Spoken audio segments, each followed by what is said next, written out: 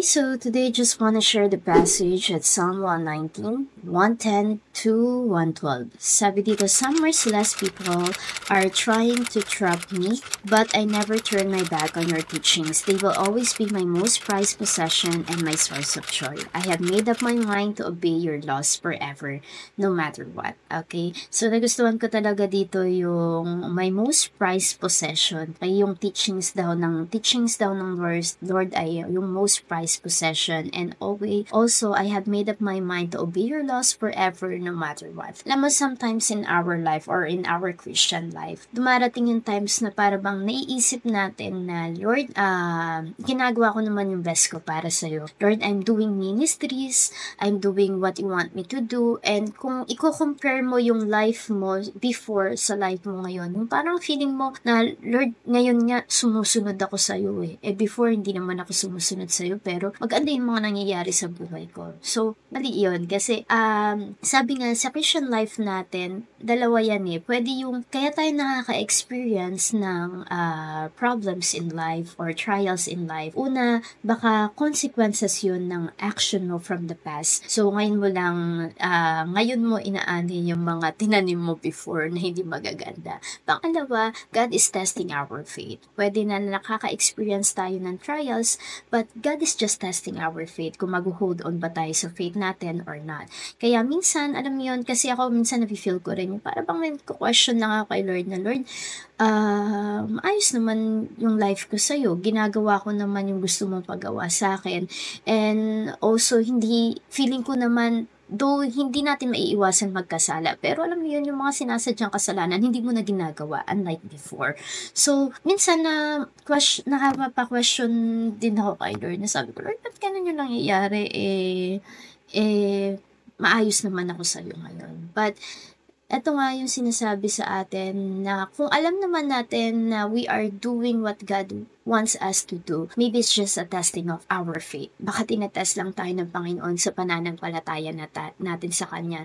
Kung hanggang saan ba tayo mag-hold on dun sa mga promises niya, sa teachings niya, sa laws niya, sa commandments ng Panginoon. Kasi sometimes, diba, na pag nakakaranas tayo ng mga problems in life, yung para bang nakakalimutan na natin ng Panginoon. Parang minsan nga, meron pang mga line na, Lord, inayos ko na nga yung buhay ko, pero ganito pa yung nangyayari sa buhay ko, ayoko na nga, yung mga ganon, diba? And also, in our work, diba, yung parang example lang dyan is yung, kunwari, tayo is may mga kaibigan, so nasa group of friends ka, and then lahat sila nag-iinuman, tapos bigla kang nilang niyaya, pero ikaw, you will stand doon sa pananampalataya mo na alam mo, Kristyano ka, hindi ka sasama doon, okay? And even our work, sa workplace natin, kasi ngayon, may mga napapadali yung trabaho natin, pero madalas napapadali yung trabaho natin pag may kalokohan tayong ginagawa.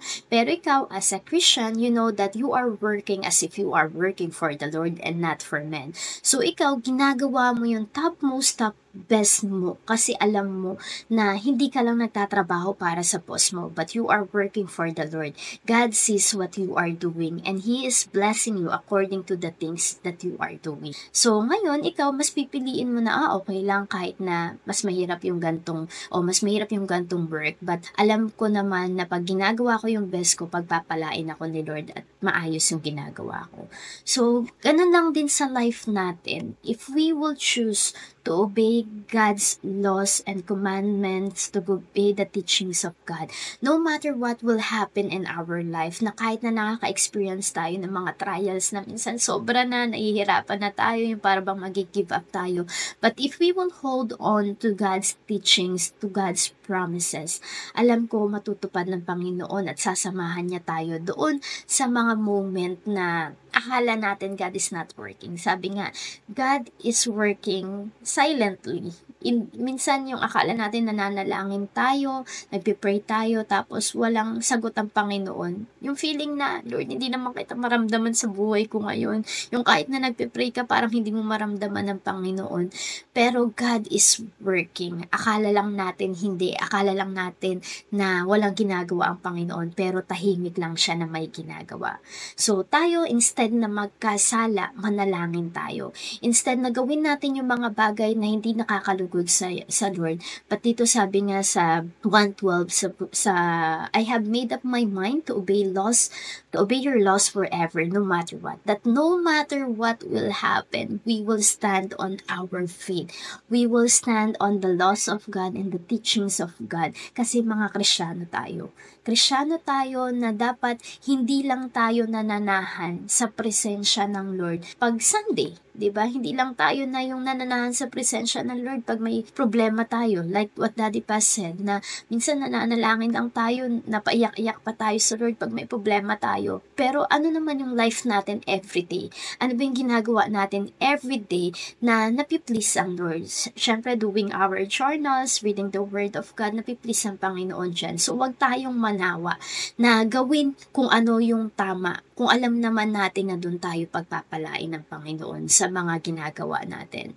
So, reminder lang to all of us na talagang mag-hold on tayo sa faith natin and maging most prized possession natin and maging source of joy yung teachings ng Panginoon, na kahit na nakakaranas tayo ng problema, meron pa rin joy sa heart natin at hindi natin, di ba pag most prized possession natin, kunwari meron kang pinakamahalagang bagay sa'yo, minsan yung cellphone natin, ako sabi ko nga, nung nagkaroon akong bagong cellphone, kahit saan ako magpunta, i-check ko muna yung bag ko kung nandun ba yung cellphone ko. Pag uuwi na ako, lagi ko i-check yung bag ko kung nandun ba yung cellphone ko. So, dapat sa atin, yung most prized possession natin is the Word of God. Most prized possession natin is yung relationship natin sa Panginoon, na hindi tayo papayag na mawala sa atin to. Hindi tayo papayag na everyday hindi natin dala-dala to. Minsan yung cellphone natin, ako sabi ko nga, nung nagkaroon akong bagong cellphone, kahit saan ako magpunta, i-check ko muna yung bag ko kung nandun ba yung cellphone ko. Pag uuwi na ako, lagi ko i-check yung bag ko kung nandun ba yung cellphone ko. So, dapat sa atin, yung most prized possession natin is the Word of God. Most prized possession natin is yung relationship natin sa Panginoon, na hindi tayo papayag na mawala sa atin to. Hindi tayo papayag na everyday hindi natin dala-dala to. Cellphone nga natin, pagising natin sa umaga, yun agad yung hahanapin natin eh. So, sana pagising natin sa umaga, salita agad ng Diyos. Or pagising natin sa umaga, thank you Lord agad. Kausapin agad natin ang Panginoon na, Lord, salamat kasi ginising mo ko. And also, bago tayo matulog sa gabi, ganun din. And everyday, yung pamumuhay natin na nakikita din ng ibang tao, 'di ba? Na makita nila sa atin na we are living like Christ. I know it's hard as a Christian, it's hard to live like Christ, but we are trying. I know naman na we are trying. Ayun naman yung importante, yung nakikita ng Lord na yung desire ng heart natin na maging katulad niya, to live like Christ. Okay? So, again, it's just a reminder to all of us na nawa yung salita ng Panginoon, yung relationship natin sa Panginoon, maging most prized possession natin, na huwag natin hayaan na mawala sa atin. At huwag natin hayaan na hindi natin dala-dala every day, every minute, every seconds of our life, na makita sa atin ng Panginoon, maging proud. Sabi nga ni Daddy Paz nung nakaraan, di ba? Ano kaya yung bagay na magiging proud ng Panginoon sa atin? Yung at least yung sa ulo man ang natin, yung 10 Commandments of God, di ba? So, pero sa atin, sana hindi lang natin sa ulado, okay, ginagawa din natin. Hindi natin mape-perfect, but yung thought na we are trying to do our best for God, na-appreciate ng Panginoon yun. So right now, if we are experiencing trouble, trials in our life, don't worry kung alam mo naman maayos yung ginagawa mo sa harapan ng Panginoon. Huwag ka mag-worry. Just hold on to your faith. Talagang ipakita mo sa Lord na, Lord, alam ko kasama kita. Na Lord, kumakapit ako, nananampalataya ako at nagtitiwala ako sa iyo, nasasamahan mo ako dito kasi I know na I'm doing my best for you and God will do the rest for you. Okay? So, kapit lang tayo sa pananampalataya natin sa Panginoon at pahalagahan natin yung relasyon natin sa Lord, na no matter what will happen, hindi tayo lalayo sa Panginoon. Kahit gaano kahirap, mag-hold on tayo sa Lord. Huwag natin hayaan na maputol yung string na naka-attach sa atin. Okay? So, huwag natin hayaan na manatili din tayo sa kasalanan. So, if right now, we are still living in a sin, so it's time for you then to repent. Sabi nga natin last time na na hindi lang tayo nang hihingi ng sorry, but the true repentance na hindi na natin muli gagawin yung mga kasalanan na yun. And also, pag-turn natin dun sa mga kasalanan natin, lapit naman natin sa Panginoon. Palitan naman natin to ng mga bagay na alam natin na mapiplease ang Lord sa life natin. So, ayun lang po. And let's pray. Father God in heaven, we thank you, O Lord God, sa kabutihan mo sa buhay namin, O God. And I pray, Lord, na nawa, Panginoon, na maging most prized possession namin, O Lord God, ang salita mo, ang relasyon namin sa iyo, ang pananampalataya namin as a Christian, O Lord God. We will hold on to your promises, O Lord. And God, I pray for Livestream City Church, O God. I pray, O God, that multitudes of disciples, O Lord. I know, God, na hindi mo kami dinisign for hundreds, O Lord God, but thousands of people, O God, we will use us, O God, to save more souls, O God, for you. And I know, Panginoon, gagamitin mo ang bawat isa sa amin, hindi lang mga leaders, hindi lang mga pastors, O God, but Lord, you will use each of us, O God, na nag-a-attend sa Livestream City Church, O Lord God. And Lord, I'm also praying for our pastors, Daddy Paz, Mami Paz, and Pastor Earl, O God, that you will continuously, O God, give them the strength, O Lord God, and also, O God, to hold on to your promises, O God, that soon enough, O Lord, I know na marireceive na namin, Panginoon, yung mga pinangako mo sa amin, O God, especially sa church, O Lord God. And Lord, bigyan mo sila ng joy of serving you, O God, na makita nila, Panginoon, palagi, O God, yung kabutihan, O Lord, kabutihan mo sa buhay namin at kabutihan, Panginoon, na gagawin mo dahil nakikita mo, Panginoon, how they serve you, O God, and I know, Lord, they deserve all the best that comes from you, Panginoon.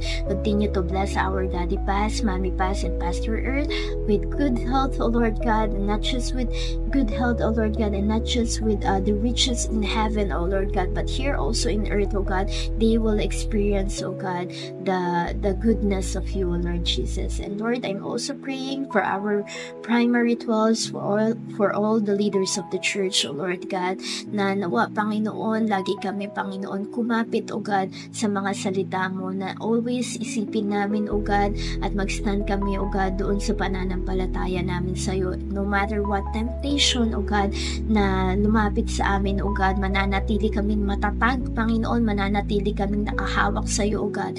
And Lord, nawa, malugod ka sa pamumuhay namin, O God. Malugod ka, Panginoon, every time na nakikita mo yung bawat leaders ng church, Panginoon, na nakangiti ka sa amin, O Lord God, because we are doing, O God, what you want us to do, O Lord God.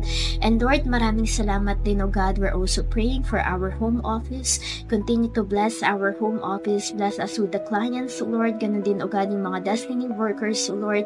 Continue to give us strength, O God. And Lord, lahat, Panginoon, ng mga sakit, ng mga viruses, O God, I pray, O God, healing, O Lord, to those workers, O God. Cover us with your precious blood, O Lord, na hindi na kami matamaan, Panginoon, ng anumang mga sakit, O Lord God, na mga kaapekto sa trabaho namin, O God. I know this is the works of Satan, O God, but Lord, you said, O God, that Satan is under our feet, O Lord God, na wala siyang magagawa, O God, against us, O God, wala siyang magagawa, Panginoon, dahil you are more powerful than Satan, O God. And we are your children. We are protected by you, O Lord God. Salamat po, Panginoon. And continue, O God, sa mga parating namin mga events. Ikaw yung kumilos, Panginoon, this year. 2025, I know, Lord, na may gagawin ka, Panginoon, sa buhay ng bawat isa sa amin. At whatever, O God, prayers in our heart, dito, O God, tinataas namin yung prayer namin sa iyo. And bless us, O God, this whole 40 days, Panginoon, ikaw ang kumilos sa buhay namin. Salamat, Lord. We glorify you and we lift you up, O God, in our life. In Jesus' name we pray. Amen.